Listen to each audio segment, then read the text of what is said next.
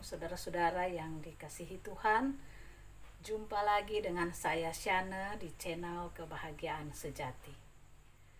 Pada kesempatan ini kita akan berbicara tentang kasih yang terdapat di dalam 1 Korintus pasal 13 ayatnya yang keempat sampai ayatnya yang ke-8.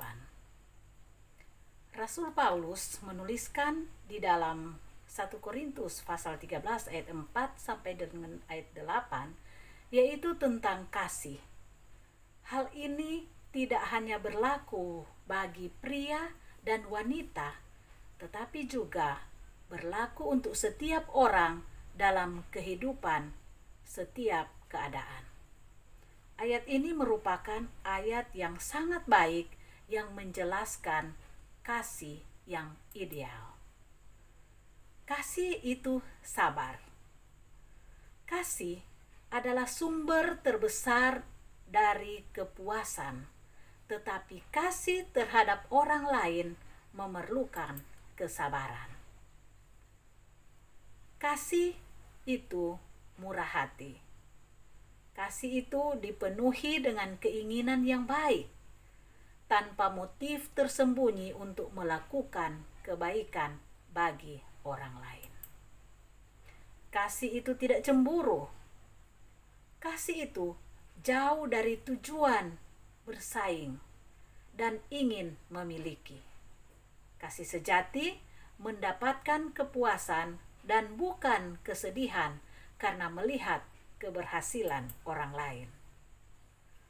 Kasih itu tidak memegahkan diri.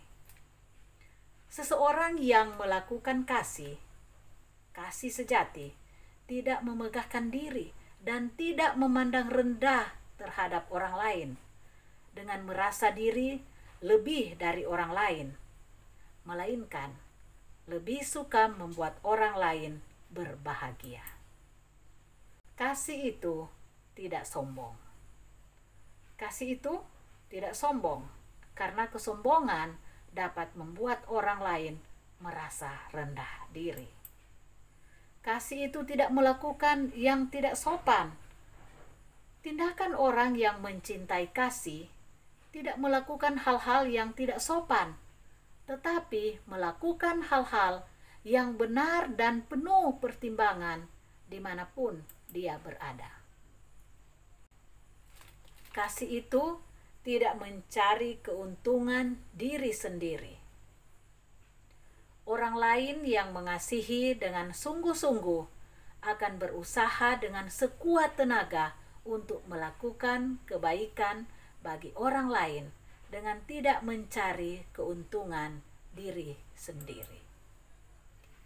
Kasih itu tidak pemarah, menghidupkan kehidupan yang lemah lembut dalam bertutur kata dan berperilaku yang baik, dan sabar merupakan indikator dari menghormati dan indikator dari kasih sejati itu sendiri.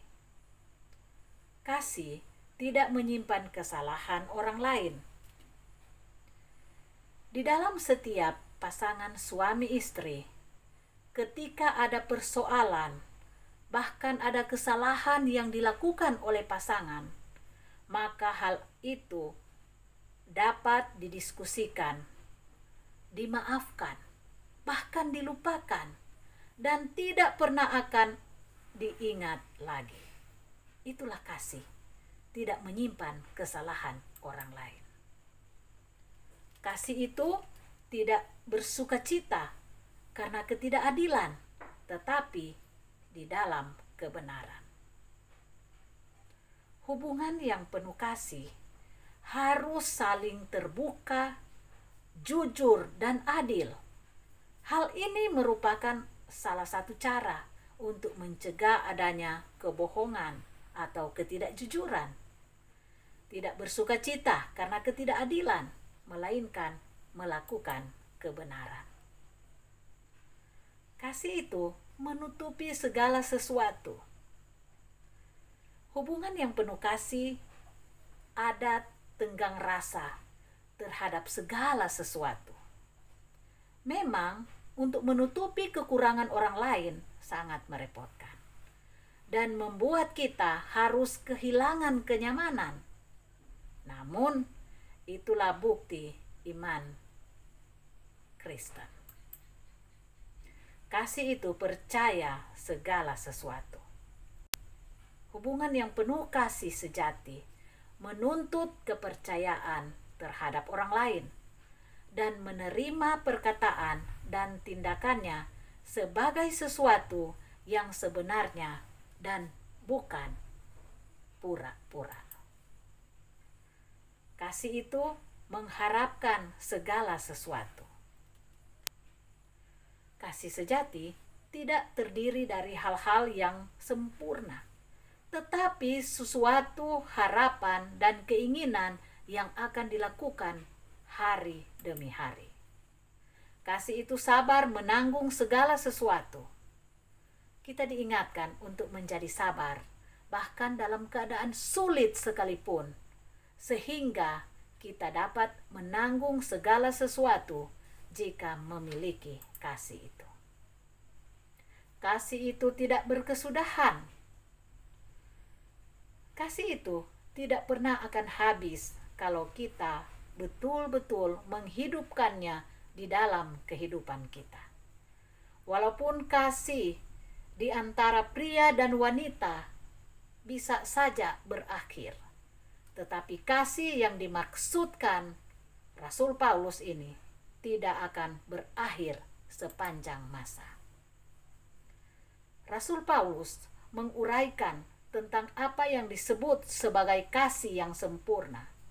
Standar yang diberikan Paulus terlihat begitu mulia, tetapi menerapkannya, kasih itu dapat terasa sangat menyusahkan, sangat menakutkan. Syukurlah kita memiliki Yesus sebagai teladan kasih. Lewat interaksinya dengan orang-orang yang memiliki kebutuhan dan masalah yang berbeda-beda, Dia menunjukkan kepada kita bukti nyata dari kasih yang sempurna itu. Dengan berjalan bersama Yesus, berpegang pada kasih-Nya, dan belajar menghayati firman-Nya, maka kita akan dibuatnya semakin serupa dengan Dia.